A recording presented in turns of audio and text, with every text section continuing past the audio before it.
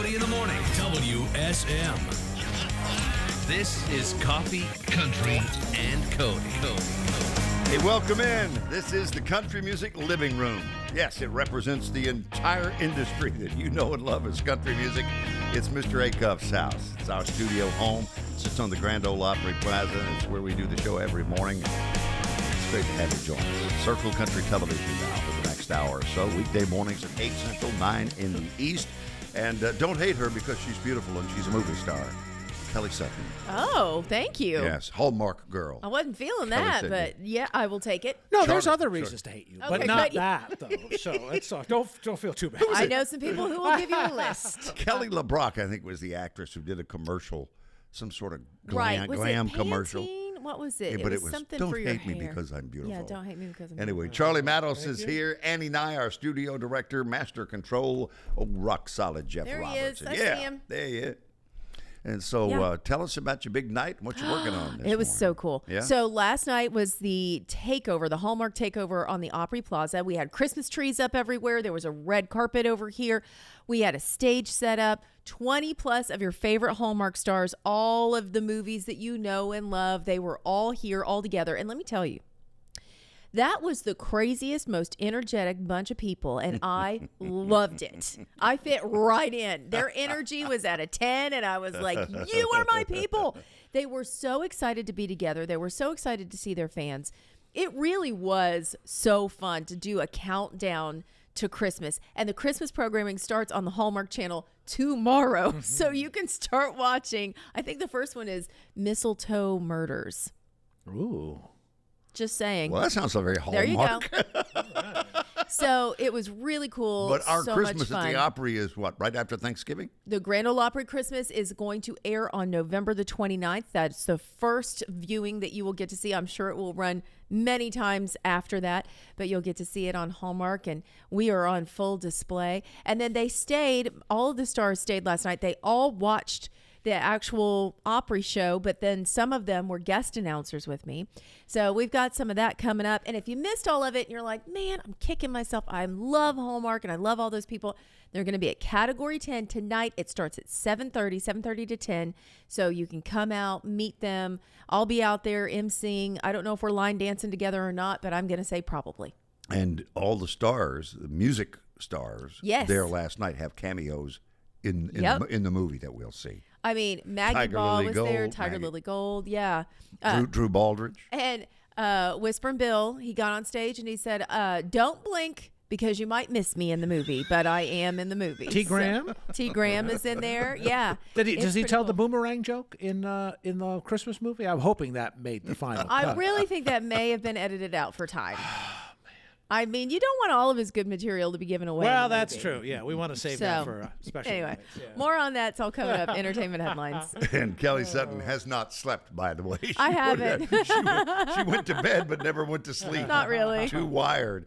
Kelly Sutton, you get a line, I'll get a pole. Let's go down to the crawfish hole. But first, Yes. entertainment. Oh, okay. Well, let's talk a little bit about what's going on with the Opry 100 album. We just heard the stage of the Grand Ole Opry. If you want more of that and some never before heard performances, we've got them all on an album. It's Opry 100, celebrating 20 of the best country songs. Some of these are covers. Some of these are original audio that haven't been heard before. You can pre-order everything. If you go to shop.opry.com, you can pre-order your vinyl right there. They also have CDs. I just saw that. Yep, and you voted on the songs. They're all part of Opry 100 didn't. Greatest Songs, but you, the fan, I actually did vote. Did you vote? Yes, Okay. I sure. Come on, everyone should have my opinion. But it's a beautiful double vinyl, by the way, Yeah. if you're into vinyl. Very, very cool.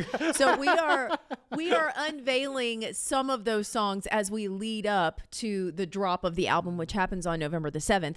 And today we are unveiling another one of those songs, and that happens to be our friend Darius Rucker with Kiss an Angel. Good morning. Smiling face, anytime, any place. And every time they ask me why, I just smile and say that you've got to kiss an angel good morning, let her know you think about her when you're gone. We're singing in here. I'm glad the mics weren't on. Hey, It's hard not to. I played it new on vinyl. That was my first year in radio, was 1971. Oh, And it was the radio station copies for RCA. I remember that one was green with black letters.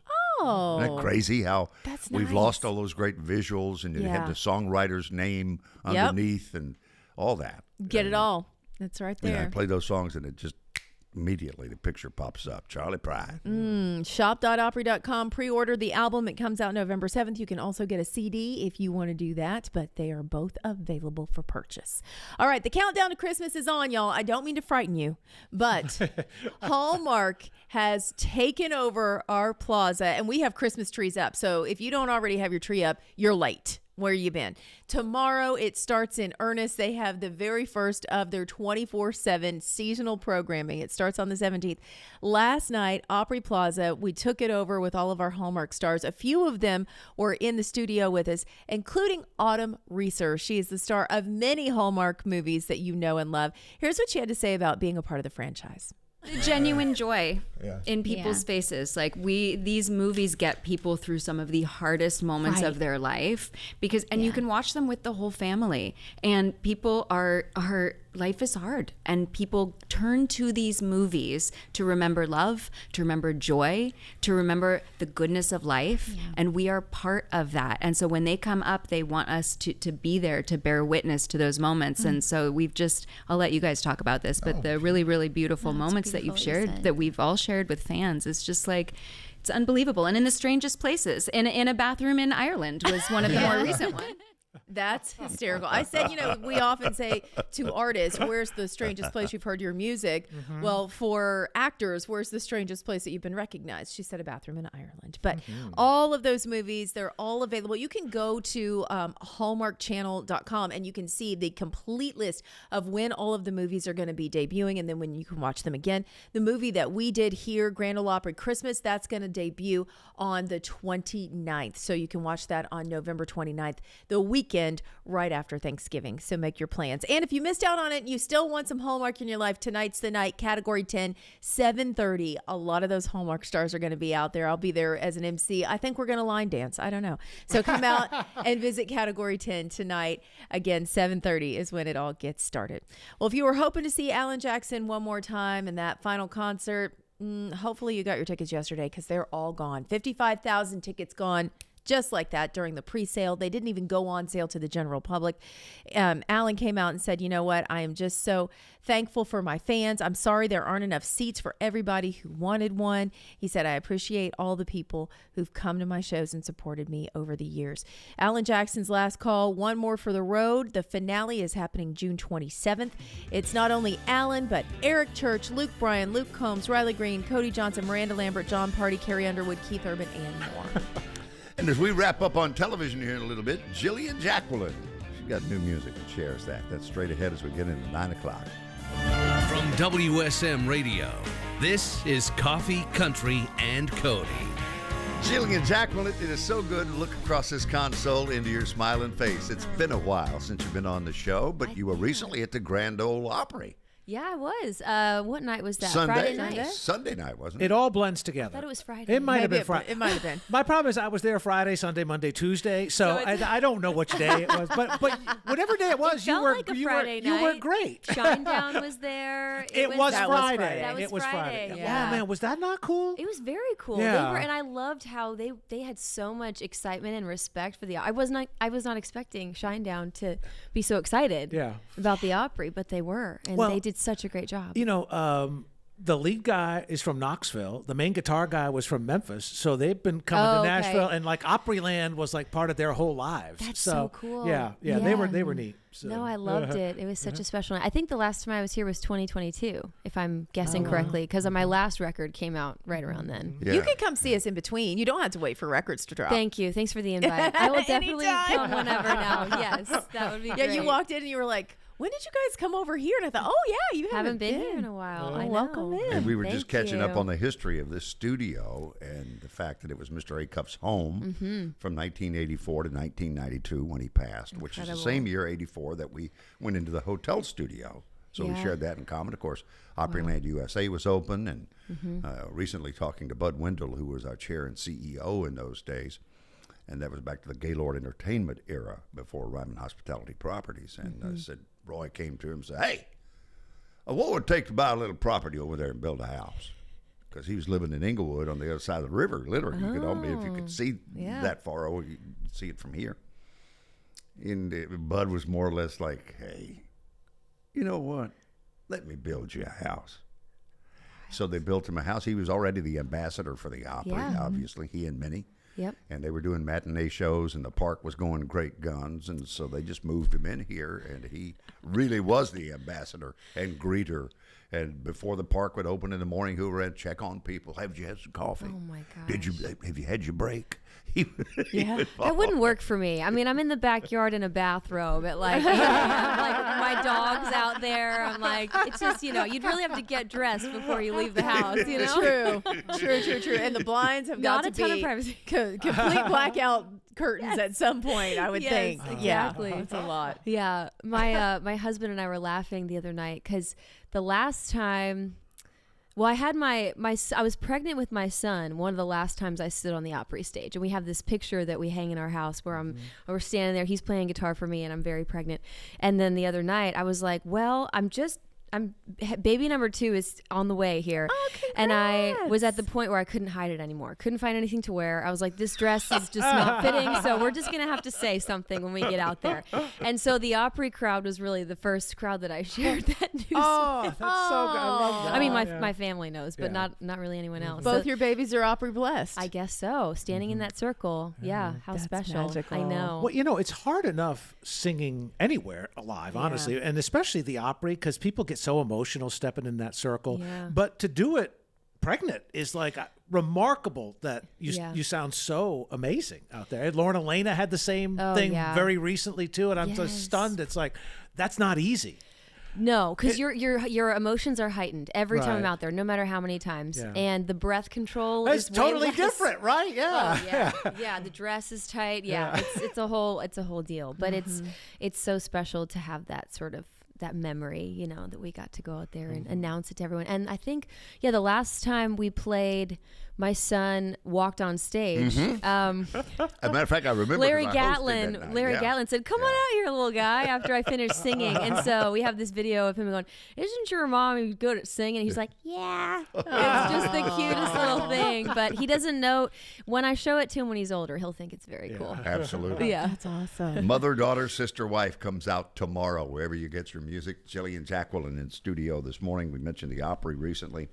And then Sunday, you're playing Riverside Revival. Yes. Tell us more about Mother, which is how you're billing the show, and all these wonderful guests who are coming to see you. Yeah. So Mother is an idea that I had starting at the top of this year. I just kind of had this feeling like there was this missing community space for female artists that become mothers, and how there's a lack of resources around that, and it can feel very lonely and scary, and it's really hard to know how does this work with the career I've been hustling to build for years now. And so a lot of women put off having children because it just seems nearly impossible to do both. And I definitely felt a lot of those things. I waited until I was in my early 30s. A lot of my other artist friends put it off, thinking if I could just get to this point in my career, then I'll be able to have kids. And sometimes that doesn't happen that way. You don't have the tour bus, you don't have the nanny, and you just have to say, well, if I want to be a mom, I have to do this and figure it out. And so we really wanted, me and Caitlin Smith and Lucy Silvas, who are two of my favorite artists and people, I kind of tapped them and I said, do you guys think this is something that we need to do? And they were like, yes, we both have wanted this sense of community and connection. So we just kind of called up all these other artists that we loved, and we did the first show in June at Riverside Revival, which used to be an old church. They actually still use it as a church now, but it's so beautiful in there. And it was such a meaningful night. It was different than any other show I had ever played, because the backstage energy, it just didn't even feel like a show. It felt like this fellowship, a meeting of the hearts and minds, and everyone was just so felt so supported and encouraged. And I think for young female artists that were in that audience, they were like, oh, there is a place for me. You know, I don't just have to put my dreams away and hang up my career when I have kids. I can find a path forward. And Family Alliance in Music is another huge resource that we are so excited to partner with on it, because they are providing grants and ways for women to continue to do their music career after they have kids. So we're doing our second show, and it sold out very quickly. And I can't even believe this is happening, because I grew up worshiping this artist, but Martina McBride is going to join us. Oh, that's so cool. And my mom, of course, had to fly in, and I'm like, I have to give her a little talking to, be like, Mom, I know that you want to corner Martina, but you got to give her some space. Oh, Martina will love it. Though. That's I mean, have you been around her? So I met her when I was like 7, and I have a picture like of me just so excited that I have to show her. But my mom, I mean, she played in our house. Broken Wing was on a loop in our house. She is one of the sweetest, most kind, generous people, and she will love your mom. Like they'll be like this at the end of the night. You wait. It'll really be good. excited. It'll be very good. And that full lineup includes Caitlin Smith, Lucy Silvas, whom you've referenced, Martina, Elle King, Lori McKenna, Ashley Ray, Meg McCree, Annie Clements on the show. And Rachel Beauregard. And, and our special guest, Jillian Jacqueline, is here. Give us a setup to cult classic, and we're going to roll that all over the world. This is really the only like fun romance song on the record, which is a little unusual for me. It's about my husband, obviously, but it was inspired by all the old movies, the classic movies we all grow up loving and rewatching. And when you find that mixture of steadfast love with also sort of that romantic, whimsical nature, it's just magical. It's like a cult classic movie. So, could I ask you a quick question? Yeah. Since we are obviously several decades apart, what would classify as a cult classic for you? I'm not that young. I'm not like Gen Z. I will say, like when it comes to mind, I think of like Casablanca. Thank God, because that's what came to mind to me too. It did? All right, good. Okay, like, I feel so much younger now. Okay. Would you consider When Harry Met Sally a classic? I love When Harry Met Sally. Oh, absolutely. Okay. Yeah. Or like Say Anything. So it's like all of those, runs the gamut. Yeah, good, bad, and the ugly. John The Godfather. John Cusack with the boombox is one of the all-time great songs It's the and best. scenes. Incredible. Yeah. Incredible. Yeah. All right, good. Love that. I feel better. Okay. Let's share the musical version of cult classic all over the world with Jillian Jacqueline on Coffee, Country, and Cody. This is Coffee, Country, and Cody. And Jillian Jacqueline in studio with us. New album is out tomorrow because Friday is drop day for new music when That's new right. albums come out. It's called Mother, Daughter, Sister, Wife, and you didn't space it. You put it all together. What was your thinking there? I feel like all those roles kind of become one. It becomes this sort of all-encompassing identity. And the record talks about how all of those roles really changed me in the last several years. So, and how I'm still working through a lot of those changes. I want to read something so beautiful that you wrote from your Facebook page, if you don't mind. Yeah, sure. And I'll abbreviate it, but the Great Awakening, period. A splitting open, period. A severing between who I once was and who I was meant to become. The glorious gift of dying to my old self, ego, patterns, perfectionism, desires, stumbling over what I feared I would never get back, and what I realized I didn't want anymore. And it goes on. I mean, it is very profound. Thank you. Yeah, that's how I feel. I really do. I feel like women experience this it is sort of like a death of self and also a rebirth when you become a mom, and you have to find this new footing. We all talk about you can't go backwards. It's a forward motion. But in the beginning of postpartum, you don't know how to go forward necessarily. Well, you say, I remember holding him in my arms in those early days, my body fragile and the heavy under the weight of this new world I found myself in, but simultaneously electrified by the golden warmth of becoming a mother. Yeah, that's really what keeps you going, right? Is either there's terror of like, I don't know what I'm doing. Am I good at this? Can I keep this little human being alive and happy? And then there's also the love that powers you through all of it, and the love grows. I mean, I think my son is almost 4, and I always say to my husband, how am I loving him more now than it just keeps growing because they become more of a human, and your relationship strengthens and changes and grows, and it is truly like the most transformative thing. And I always say this, I talked to Maggie Rose about this recently on her podcast.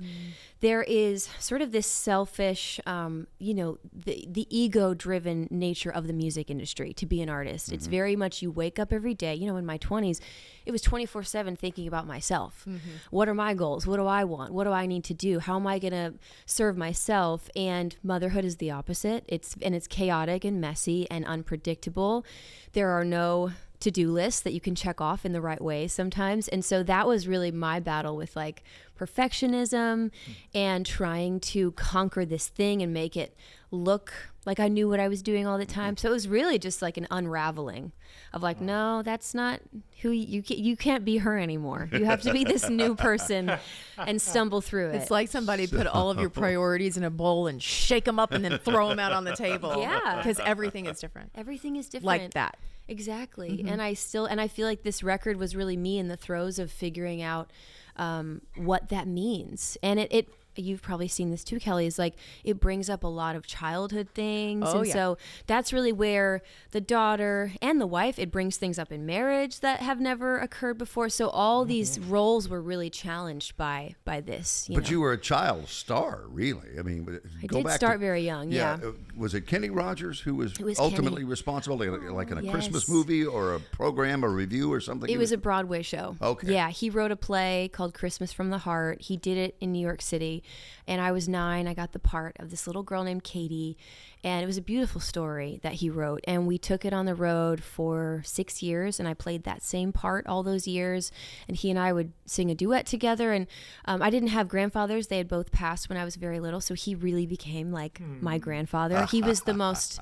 I still get choked up when I think about him. He was such a special man. Yeah, not everybody's grandfather is a country music Hall of Famer, No, yeah. He almost has, especially for Christmas, he has a Santa-like feel to him, does he not? A little bit. He did, yes. The beard, everything. I mean, he and Dolly, that one Christmas record, he is Santa on the cover, and she is Mrs. Claus. Oh, yeah. So when you get to town in the early 2000s, 2001, I want to say, you work with Susie Boggess, who's about to become the newest member of the Grand Ole I just saw that. Oh, it made me so Billy happy. Dean. Yeah. Take us back. Yeah. So Kenny was actually the reason for that. So Kenny's management at the time, I had been working with Kenny, and they said, we found this song called Please Keep Mom and Dad in Love, and we want you to be the little girl singing the chorus with Billy Dean and Susie Boggess. So I flew down to Nashville.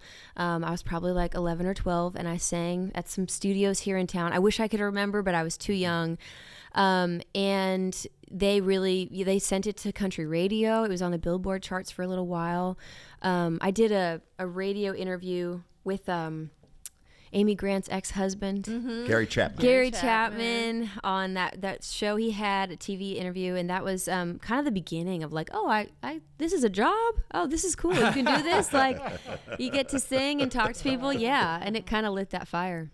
Yeah. So we talked about Mother, the show, which is at Riverside Revival on Sunday. Caitlin Smith, Lucy Silvas, Martina McBride, Elle King, Lori Morgan, Ashley Ray, Meg McCree, Annie Clements is there, Rachel Beauregard, and Kelly, we were talking to her off the air about a documentary film crew is there. Oh, that's so cool. Yeah, so they are, Live Nation Women is commissioning this documentary called Mom Bus, and it's just profiling female musicians and artists who travel for music and are on the road, and it's really showing what the behind the scenes looks like, to bring your children on the road with you, to have to leave your children sometimes to go play, and the realities of that, because the mom, when the kids are young, is really the epicenter of the life. And so it's harder when the mom has to leave than when the dad has to go on the road for a few days, because, you know, kids need their mom. They need their dad too, but they really need their mom. And so it really calls a lot of women to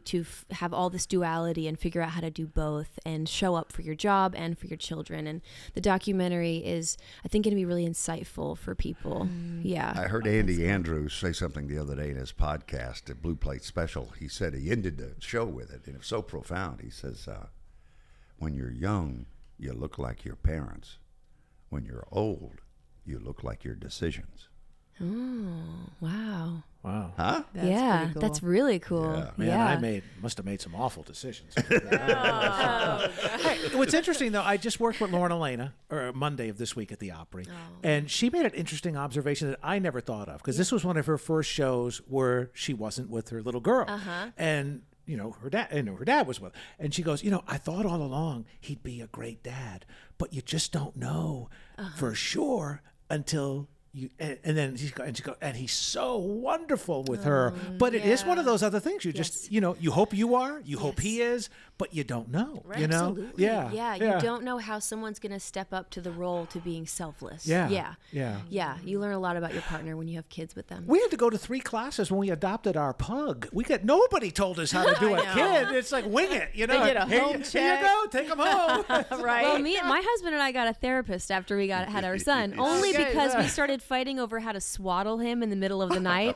And I was like, we need to go to counseling, because it was just like, he was trying to reinvent the wheel, and I was like, no, this is the way you do it. Right. And he was like, what about this way? And, you know, at 3 a.m., you're sleep deprived. You're like, oh, my God. Hey, there's a big difference between joy and happiness. Leave him alone. He's fine. But no, now that we're great, my husband is the most exceptional dad. So I'm on record saying that. That's amazing. And what's his name? Brian. And he was on. He plays with me, you know, sometimes. Awesome. Yeah. Well, Jillian, play and sing for us. Speaking of that, and the new album, by the way, again, it's called Mother, Daughter, Sister, Wife, is out tomorrow. Wherever you get your music.